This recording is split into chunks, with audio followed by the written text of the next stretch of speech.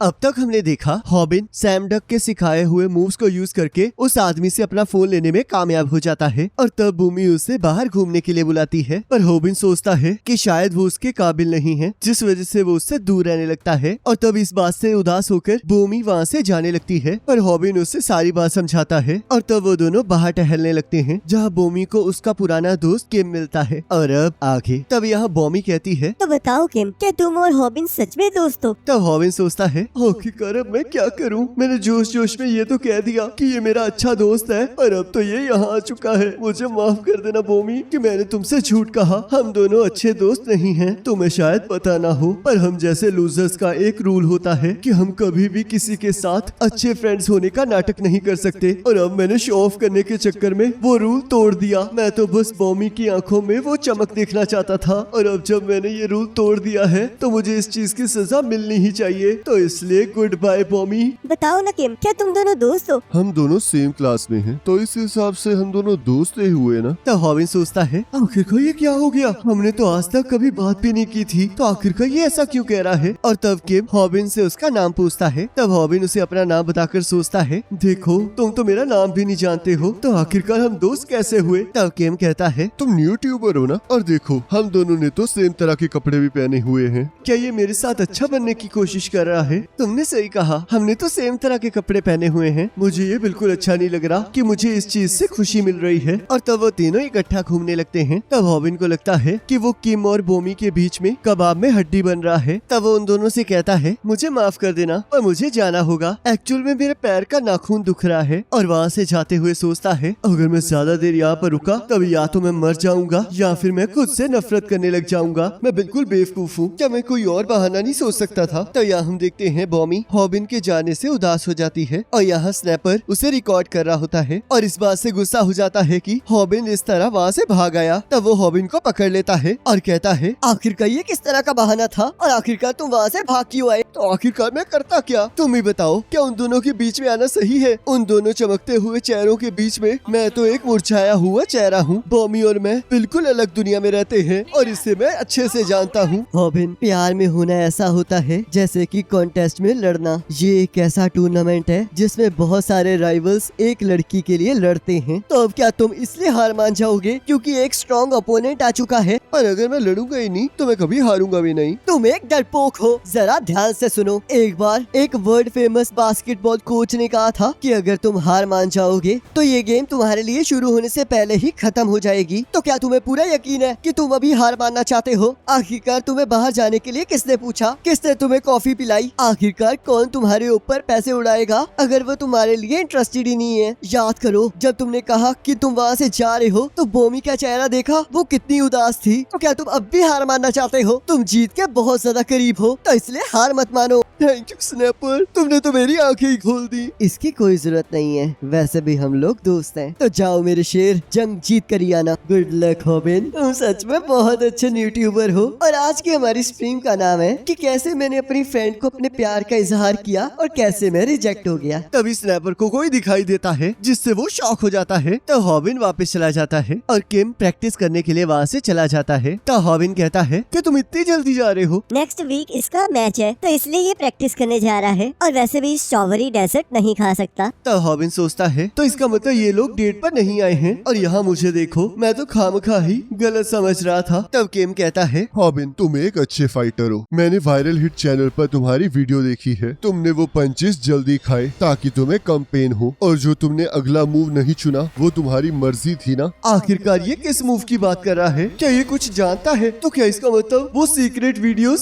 सिर्फ मुझे नहीं इसे भी पता है? तो बताओ हॉबिन, तुम वापस क्यों आए? क्या तुम कुछ बात करना चाहते हो? तुमने सही कहा, पर वो बहुत ज्यादा नर्वस हो जाता है और हिम्मत जुटाकर कहता है, आखिरकार तुम्हें किस तरह की लड़की पसंद है? मुझे सच बोलने वाले लड़के पसंद है। ठीक है, फिर मैं इसे अपने दिल का हाल सच सच बताऊंगा। मुझे जो लड़की पसंद है भूमि, वो तुम हो। और तब वो स्नैपर को झाड़ियों में से पकड़ लेता है। मुझे लगा ही था कि तुम जरूर इसे फिल्म कर रहे होगे। रुको जरा, तुम्हारे फेस को क्या हुआ? और तभी हम देखते हैं पैक स्नैपर को लात मारता है और कहता है, शुक्रिया स्नैपर, मैं तुम्हारे लाइव स्ट्रीम की वजह से हॉबिन को ढूंढ पाया। मैंने कहा था ना कि मैं अपना बदला जरूर लूंगा। आखिरकार तुम यहाँ पर क्या कर रहे हो? तो हॉबिन बॉमी को वहाँ से जाने के लिए कहता है, पर पैक उसे पकड़ लेता है और उसे छेड़ते हुए उसे बुरी बुरी चीजें कहने लगता है। तो हॉबिन सैम डक की बात याद करता है और सोचता है, मैं पैक के गुस्सा होने से पहले खुद गुस्सा नहीं हो सकता, नहीं तो मैं इसे नहीं हरा पाऊंगा। पैक, क्या तुम दोबारा से लूजर बनना चाहते हो? तब पैक उस पर हमला करने लगता है और हॉबिन अपनी टेक्निक को यूज करके उसके पंच के पास जाने लगता है, पर तभी पैक अपने दूसरे हाथ से उसके मुंह पर मुक्का मारता है। क्या तुम्हें सच में लगता है कि मैंने तुम्हारी वीडियो नहीं देखी? तो यहाँ सैम डक कहता है, कोई बेवकूफी होगा जो कि सेम मूव को बार बार यूज करेगा। इस मूव को बड़ी आसानी से काटा जा सकता है, तो इसे ध्यान से इस्तेमाल करना पड़ता है। तब हॉबिन सोचता है, मैं जानता ही था कि कुछ ऐसा हो सकता है, पर सबसे इम्पोर्टेंट बात तो ये है कि अब मैं क्या करूंगा। काश मैंने आगे की वीडियोस देख ली होती और आखिरकार किम ने कौन से नेक्स्ट मूव की बात की थी। अब तो मैं भी धीरे धीरे बेहोश होता जा रहा हूँ। तब हॉबिन हमें बताता है, बड़ी बड़ी बिल्डिंग्स की जहाँ शेडो पड़ती है वहाँ पर तुम मेरे घर को पाओगे। क्या यही वो कारण था जिसकी वजह से मैं हमेशा शेडोज में रहा? पर तब एक लाइफ टाइम अपॉर्चुनिटी मेरे सामने आई और एक सीक्रेट चैनल ने मुझे लड़ना सिखाया। तब उसकी टेक्निक को यूज करके मैंने पैसे भी कमाए, जिससे मैं बहुत ज्यादा खुश हुआ। फेस को दुनिया के सामने दिखाना आसान नहीं है, पर जब तक मुझे पैसे मिल रहे हैं तब तक मुझे कोई फर्क नहीं पड़ता। पैसे से मेरी सारी प्रॉब्लम्स दूर हो गई और मुझे लगा कि मैं एक रेगुलर स्टूडेंट बन सकता हूँ जैसे बाकी सभी लोग हैं। मैंने तो पढ़ने और लड़ाई में एफर्ट डालना तो छोड़ ही दिया था और मुझे अब इसी बात की सजा मिल रही है जिस वजह से मैं दोबारा से लूजर बन गया। मैं हमेशा सोचता था कि विरोध करने से अच्छा तो मार खाना है, क्योंकि जख्म भर जाते हैं और दर्द समय के साथ कम हो जाता है। तब हम यहाँ देखते हैं बॉमी को उन लोगों ने पकड़ रखा होता है और हॉबिन उनसे बॉमी को छोड़ने की रिक्वेस्ट कर रहा होता है और सोचता है, पर लगता है इस बार मेरे जख्म भरने वाले नहीं हैं। मैं नहीं चाहता था कि वो मुझे इस तरह देखे। मैं तो बस इस चीज को खत्म करना चाहता हूँ। मुझे किसी न किसी तरह बॉमी को घर वापस भेजना ही होगा। मैं बॉमी से ये छुपाना चाहता हूँ कि मैं कितना कमजोर आदमी हूँ। तब पैक कहता है, हॉबिन, क्या तुम्हें पता नहीं है कि जब तुम गलती करते हो तो तुम्हें क्या करना चाहिए? तब हॉबिन माफी मांगने लगता है। आखिरकार क्यों? मैं उस लड़की के सामने माफी मांग रहा हूँ जिससे मैं प्यार करता हूँ। इसमें तो बिल्कुल मजा नहीं आ रहा है। तो चलो अब पैंट उतारो और फिर माफी मांगो। तुम्हें पता नहीं है बहुत सारे लोग तुम्हें देख रहे हैं। तब हम देखते हैं उन्होंने स्नैपर को पकड़ रखा होता है और वो उससे हॉबिन की वीडियो बनवा रहे होते हैं। तब पैक कहता है, अगर तुम पैंट उतार कर माफी मांगोगे तो मैं तुम्हें माफ कर दूंगा। तब बॉमी पैक को एक थप्पड़ मारती है। तब हॉबिन सोचता है, पर सबसे ज्यादा अपमानजनक होने वाली बात तो ये है कि जिस लड़की से मैं प्यार करता हूँ उसमें मुझसे ज्यादा हिम्मत है। तब पैक बॉमी को पकड़ लेता है। स्नैपर, स्ट्रीम को हटाओ। मैं सबके सामने एक लड़की को मुक्का नहीं मारना चाहता। और तब यहाँ हॉबिन अपनी पैंट खोलने लगता है और सोचता है, मैं आदमी कहलाने के लायक नहीं हूँ, क्योंकि मुझे नहीं लगता कि मैं इस आदमी को फाइट में हरा सकता हूँ और यही एक लौता तरीका है जिससे मैं बॉमी को बचा सकता हूँ। अब मैंने सारे कपड़े उतार दिए हैं, तो प्लीज अब मुझे माफ कर दो।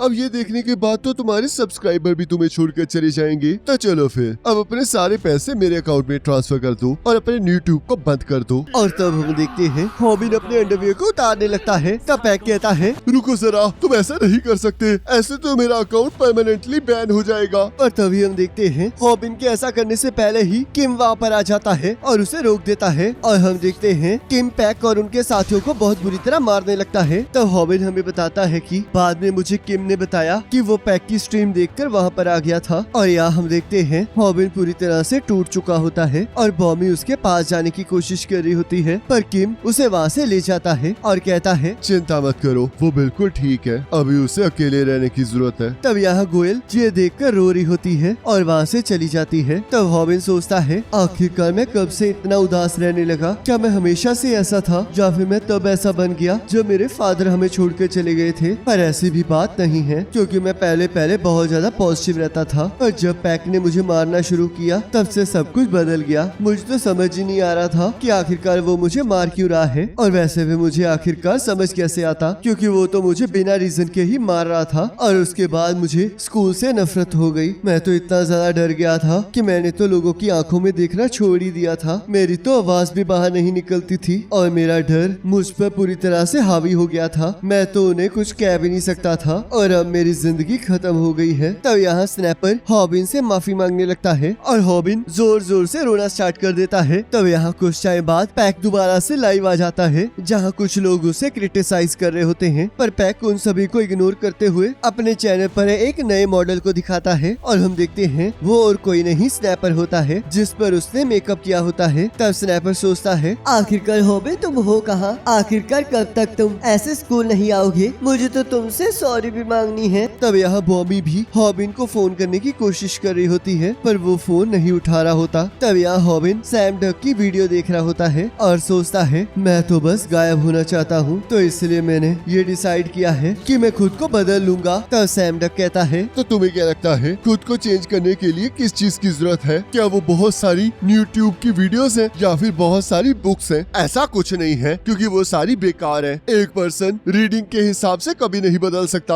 और इस चीज का जवाब तुम्हारे अंदर ही है। गुस्सा ही है जो तुम्हें आगे बढ़ने की प्रेरणा देता है, तो इसलिए खुद को गुस्से से भर लो और खुद को चेंज करने की कोशिश करो। अगर तुम कोशिश नहीं करोगे तो चमत्कार भी कभी नहीं होने वाला। तुम्हें उसके लिए अपने अंदर आग को जलाना होगा और अपनी जिंदगी को जोखिम में डालना होगा। इस तरह हार्डवर्क करो जैसे कि ये तुम्हारा आखिरी ऑप्शन है। और जो टेक्निक मैं तुम्हें अब सिखाने जा रहा हूँ उसे सीखने के लिए तुम्हें पूरा 1 महीना चाहिए। तब यहाँ पैक स्नैपर को बुरी तरह मार चुका होता है और हॉबिन को उसे बचाने के लिए बुला रहा होता है। तब पैक कहता है, अगर मैंने तुम्हारी पैंट दोबारा से उतरवा दी तो मुझे 50,000 येन मिलेंगे, तो इसलिए यहाँ पर जल्दी से आ जाओ। तब स्नैपर कहता है, हॉबिन यहाँ आने की सोचना भी मत, अपने घर ही रहो, तुम वहाँ पर ज्यादा सेफ हो। अगर तुम इसे देख रहे हो तो प्लीज स्कूल मत आना। और हम देखते हैं उसके पीछे से हॉबिन आ जाता है। तो हॉबिन स्नैपर को उसका फोन देता है जिस पे लाइव स्ट्रीम स्टार्ट हो चुकी होती है। तो हॉबिन कहता है, आखिरकार तुम क्या कर रहे हो स्नैपर? जल्दी से मुझे शूट करो। वायरल हिट की जो नई वीडियो आ रही है उसका नाम है कैसे आप लड़कर एक रेगुलर पर्सन को हरा सकते हो। और इसी के साथ एपिसोड खत्म हो जाता है। अब गाइस आपको क्या लगता है कि आगे क्या होगा? मुझे कमेंट करके जरूर बताना। बाकी नेक्स्ट एपिसोड का लिंक आपके स्क्रीन पर आ रहा होगा, आप उस पर क्लिक करके अगले एपिसोड को देख सकते हो।